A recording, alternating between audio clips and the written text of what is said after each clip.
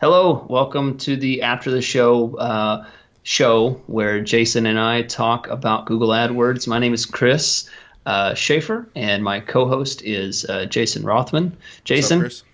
yeah, we're back, and we just got through recording our podcast about some advanced bidding tactics, and I think there's a lot that we left unsaid, and I think you hinted at some of the things I wanted to discuss when you mentioned the mobile traffic, Right. the mobile traffic bid, right? So that's something that people may not realize is the ability for people to be able to bid up or down specifically for mobile, or even completely take mobile out of the equation, Right. which is a possibility. So I have a couple in mind. What are some other, what I'd like to talk about here, are other advanced methods of bidding that don't Okay. get into what we already talked about, that don't get into just the basic keyword bid level, right? I mean, there's a lot of ways to cut traffic out, limit traffic, bid traffic up or down, Right. based on what people are, what success or lack of success that you're seeing in certain areas. What are some ways you do All that? right. So first thing, we've talked about this in the past, but enhanced cost per click bidding, because that adjusts your bid level. And for everyone that doesn't recall that episode, you click it on basically on the settings page, and then it Google will increase or decrease your bid by up or down by 30%. Up by 30% or down by 30%, depending on what they know about the user and their history and how likely they are to become a conversion if you have conversion tracking. So that's one way. Another ways that come to mind, and I briefly talked about this, but mobile bid adjustment, scheduling bidding, bid adjustments on the scheduling page.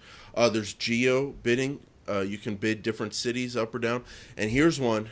This is a crazy one, and I will be impressed if you know it, but I bet you will. But for Backing up, you're backing up on that one. all right, I'll say it. I'll be impressed. For search campaigns, you can make bid adjustments at the income level. Did you know about this? The demographic bidding, Demographic bidding. yes, And this is yes. great for someone like me who works with a lot of movers. We can go into Google AdWords and say, okay, for the top 10% of income people in this city or whatever area we're targeting, increase the bids by 30% on people in the top 10% because we know they have big houses and they're going to have big moves. And Yeah, so And do that's a great one. you know how that works? Are you familiar with like how that whole demographic thing? Because it's kind of confusing to think. Some people might assume that you're on your device, you're on your phone, and Google knows that you make a certain amount of money. Now, I know they don't know that. My guess is the words Nielsen rating, or not Nielsen, but do they get some kind of, is it zip code demos? Like they know how rich different zip codes are? Yeah. So what Okay, they basically do, if you're within a certain zip code that rates within the top 10%, right. I guess nationally, I'm not sure what 10% it's rating against. I assume nationally, if you're in that zip code, if you're, so let's say you're standing in a nice part of town using your phone, your geolocation shows that zip code, you would then see an ad, even though you might be, dragging bottom Oh, with a okay. really bad job, and Might be a scrub. A yeah, scrub. So it Riding only has to passenger do with. side in your best friend's ride. That's a good song. Uh-oh. Yeah, yeah. So I don't. it's got to do with your location, where you Yeah. are at the moment. So yeah, and so it's not an individual. It gets kind of freaky when people think that Google knows that information. But Right. yeah, it's a good point. I mean, there's so many different levels that you can bid at, and you mentioned a lot of them off, right off the beginning. The Enhance ad scheduling ad is scheduling. a Yeah. big one that I like to do. So here's one thing that I really like to do for clients that have a certain amount of spend and they want to go after the best possible traffic Right. quality. Right. I cut off early morning hours and late night hours, right? Okay. So if typically I find that you get your best results from like a 9 o'clock time to a 1 or 2 o'clock time. Often conversion rates tend to drop and are very, not necessarily worse, but they're very scattered and inconsistent after that 2-3 o'clock time period. Right. So it's not that 3 o'clock down is worse. It's just that it might happen at 3, it might happen at 6, it might happen at 10 p.m. You never know. But it's a very solid. If you had like a mapping of a data map showing the hot points, it would definitely have a point right there at that late morning to lunchtime area. It's really powerful. So what I'll do is I'll take and bid a little bit higher during that 10 a.m. to 12 p.m. Time range, and sometimes I even cut out traffic. So if I have a client that has a lot of money to spend, but it's a very expensive industry, or it's an expensive industry, they have very little money to spend, I'll take and chop off and do a very small percentage of the day in order to make that budget cover and get a better search impression share during that time period. Right. Yeah, I'm just thinking I see that scheduling, and I work with so many movers that everything goes through a moving filter now. And for them, I kind of see the same thing where at night you never know what you're going to get. But there seems to be like a 12 p.m. to 4 p.m.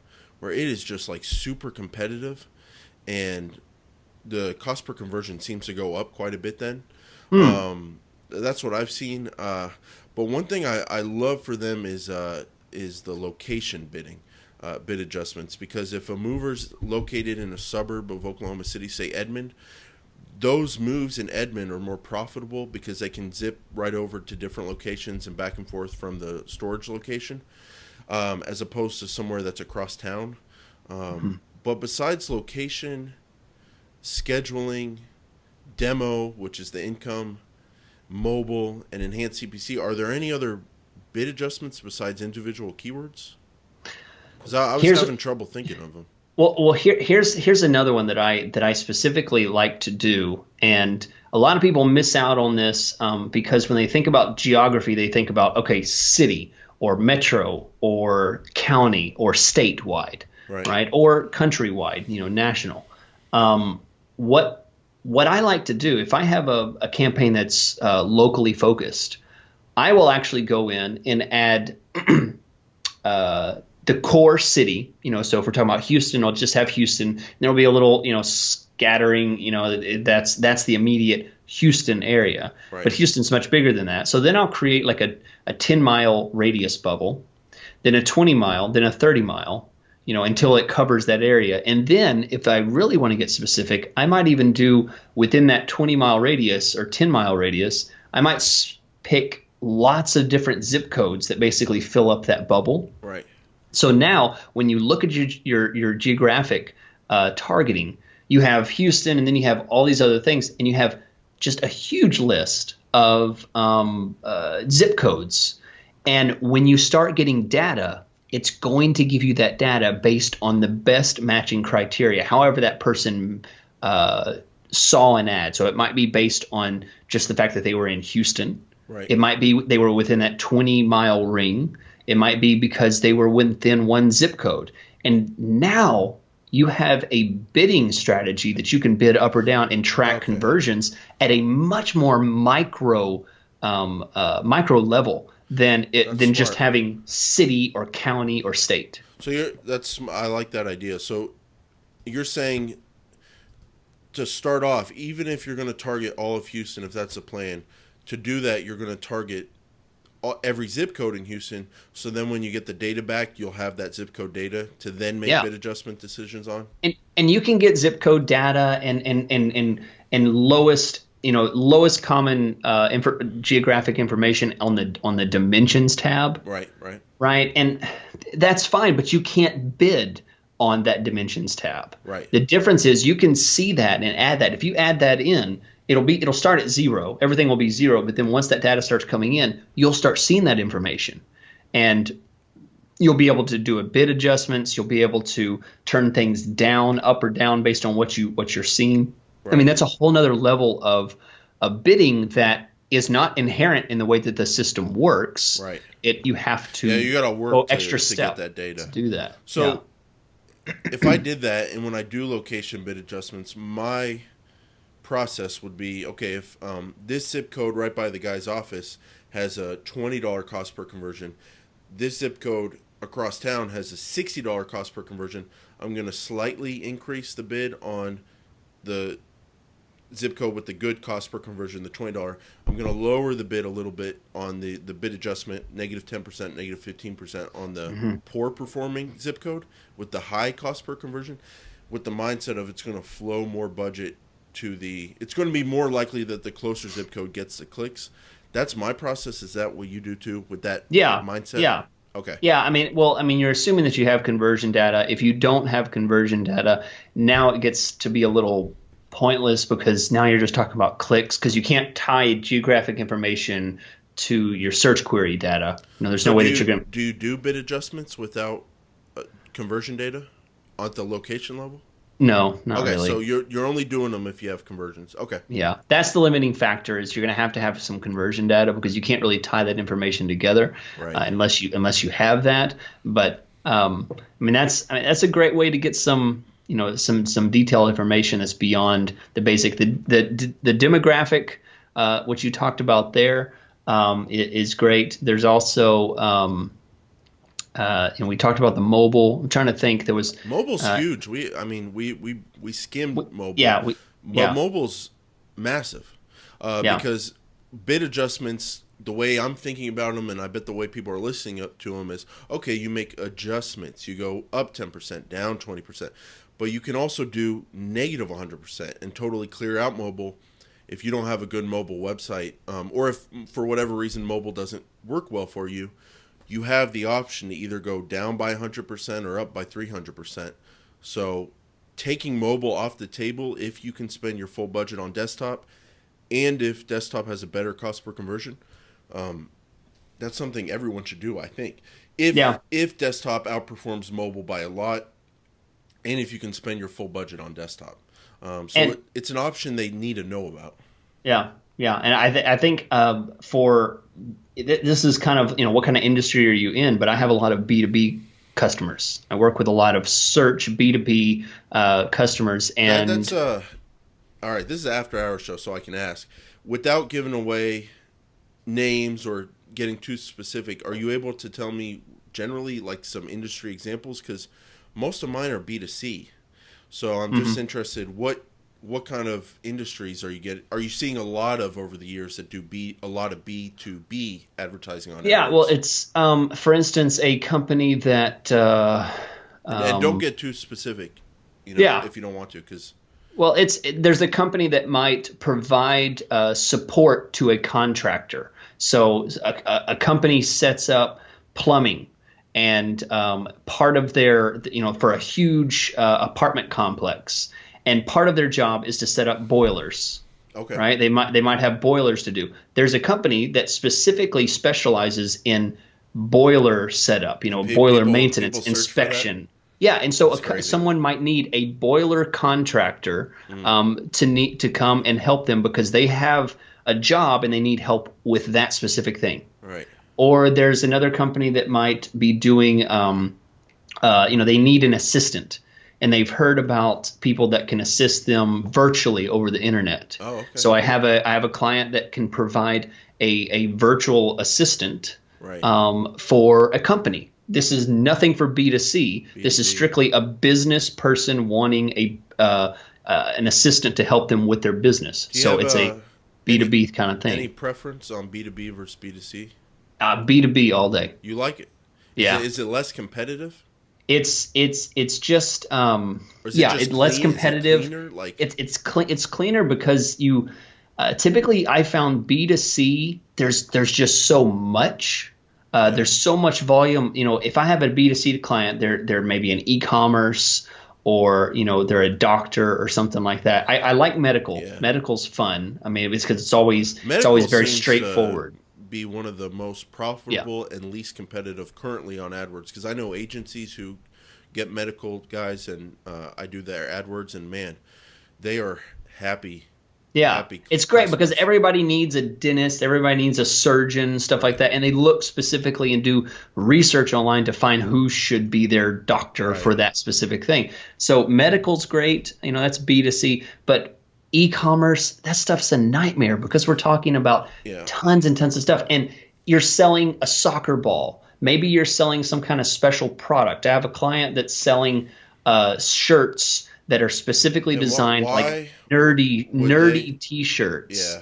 Why would And they we're talking buy? about cost per clicks of like $3, $4 for Yeah. this stuff. And it's complicated. It's And messy. The conversion rates suck. I and the mean, they're just no fun. monster in the room for e-commerce, and why usually I just refer e-commerce clients to a contact we have who specializes in Google Shopping.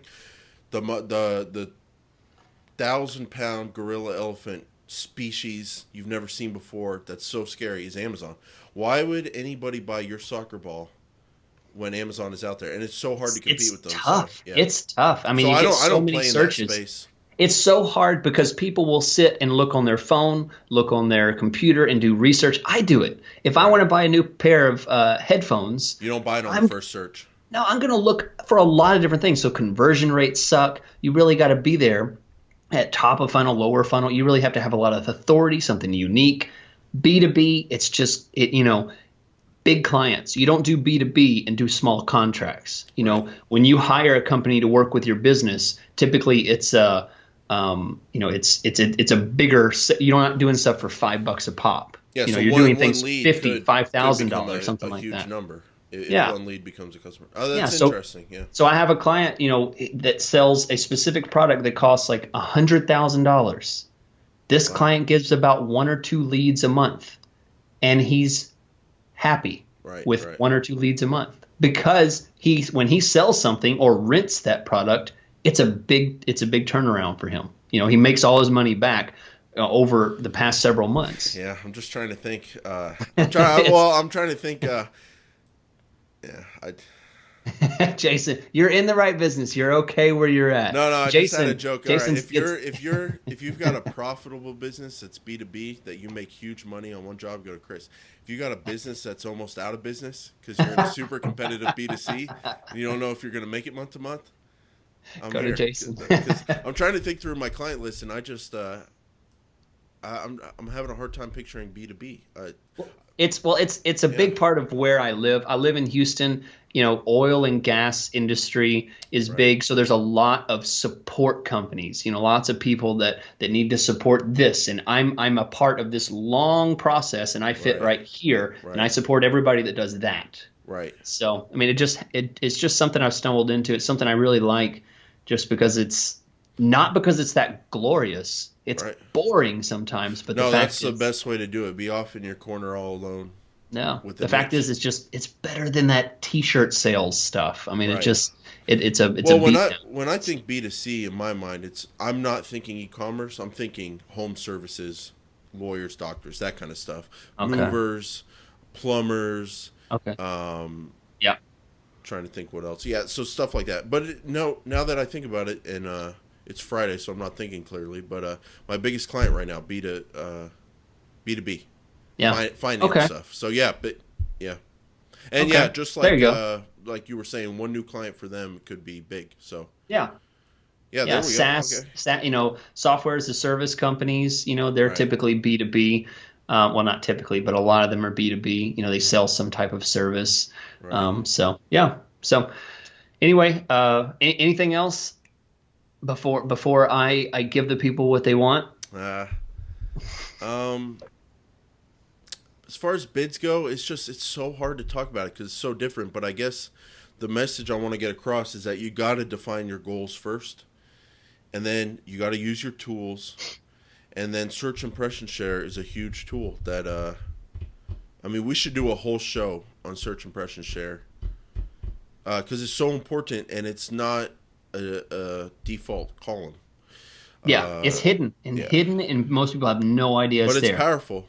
Yeah, under the competitive metrics. I mean, nobody really thinks to look in that competitive metrics tab. Right, and I found out about it through getting coaching, basically through a Google Rep on a help phone call. So, I guess the last thing I'd say about bidding is just let your goals point you in the right direction, and then let the data make the decisions for you. And Oh, same put thing that if on a t-shirt. I like that. I like that. Wait, what yeah, was it again? let your goals point you in your right direction, and let the data make the decisions for you. I like that. Yeah, Print that. That's a good one. That's a good copyrighted one. trademark.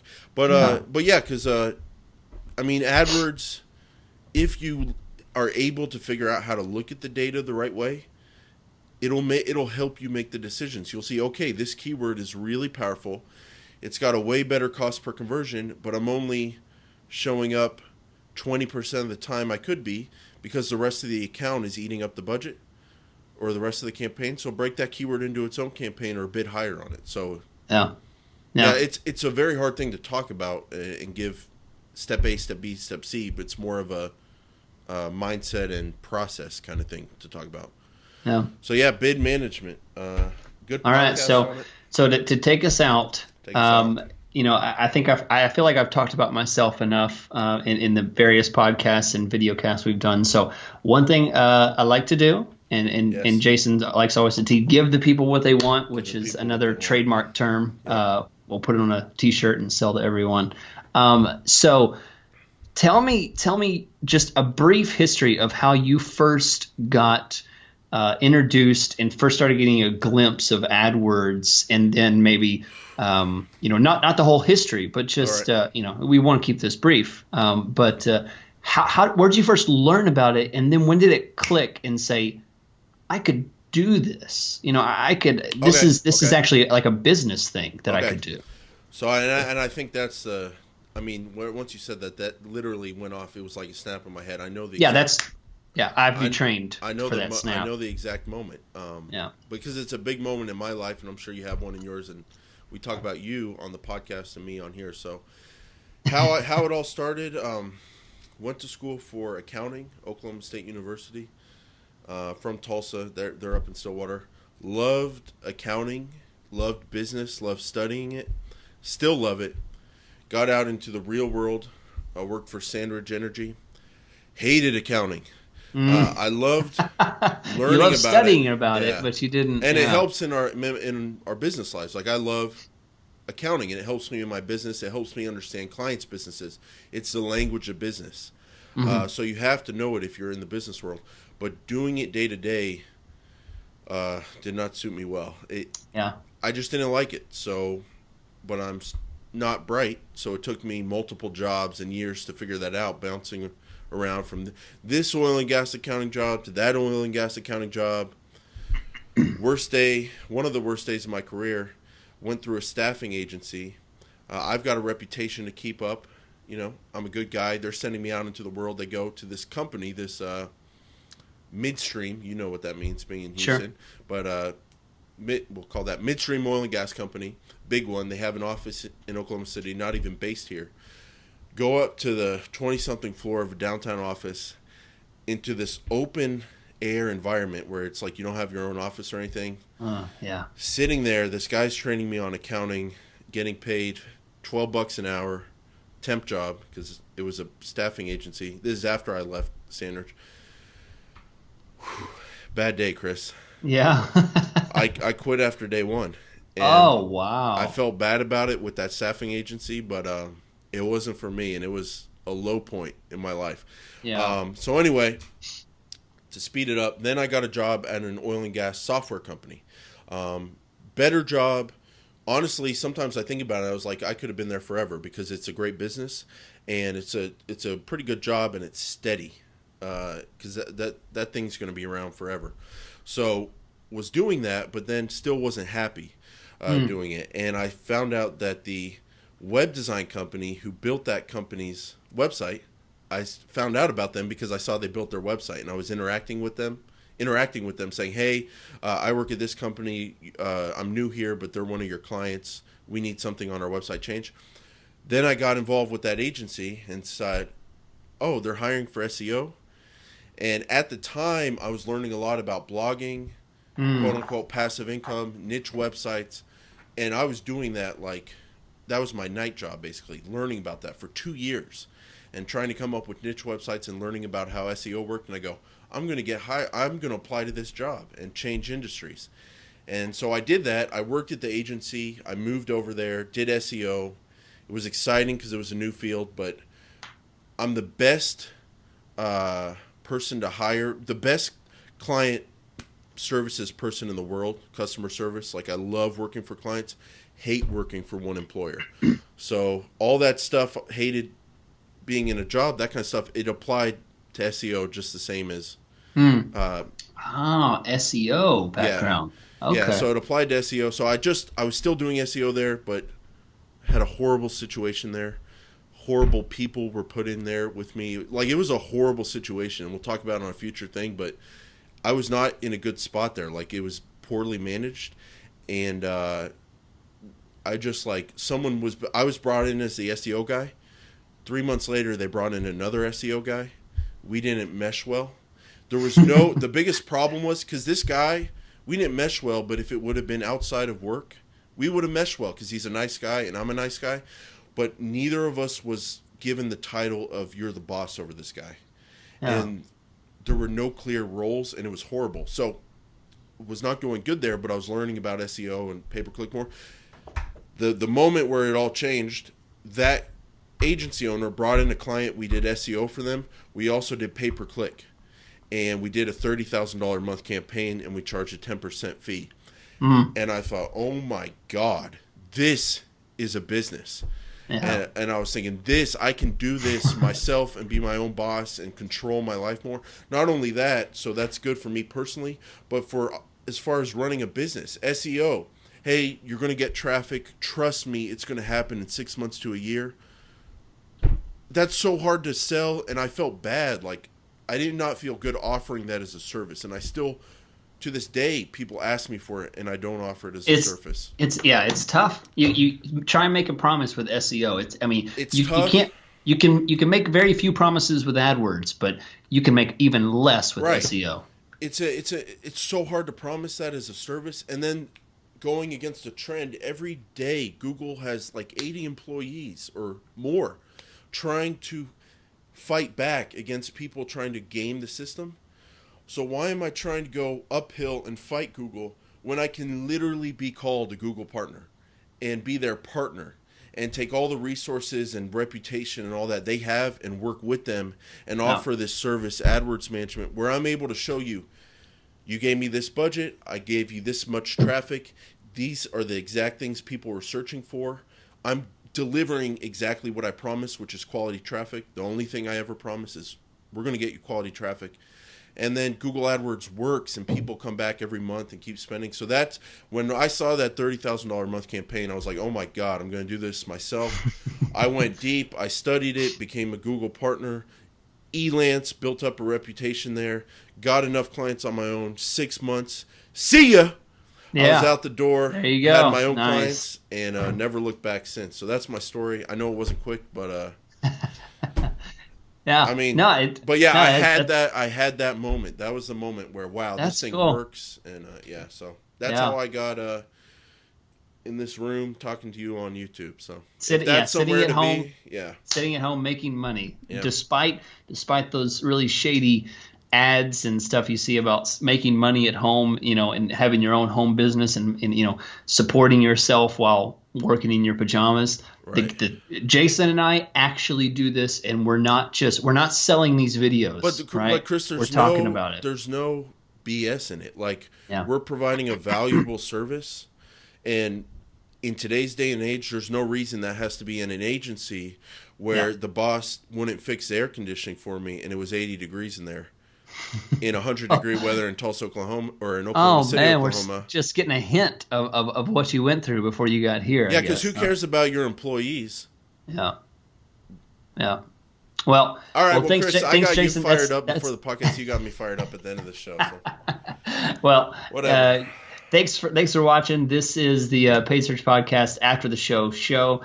And we appreciate you guys sticking with us. And even though we don't always talk about AdWords on the after the show, but hey, that's why you're here, because you like to see our faces and hear our voices. That's what it's about. So thanks for watching. Be sure and subscribe. We try and do these after every podcast episode, and we will be back again. Thank you, guys.